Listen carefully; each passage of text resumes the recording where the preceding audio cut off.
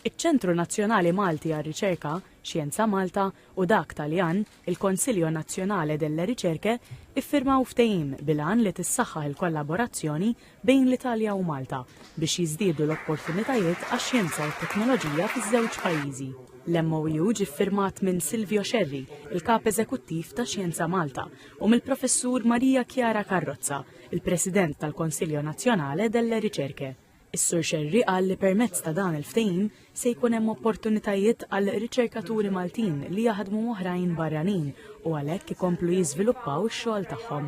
Se jkun hemm opportunitajiet li riċerkaturi Maltin issa jaqdu il-forzi tagħhom ma' riċerkaturi Taljani u din tal-lum hija opportunità fl-opinjoni tiegħi storika li ma kenniex din l-opportunità qabel u llum tal-ftehim se jsaħħaħ din il-pont biex ngħidu hekk ta' partenza u opportunitajiet kbar għar-riċerkaturi Maltin.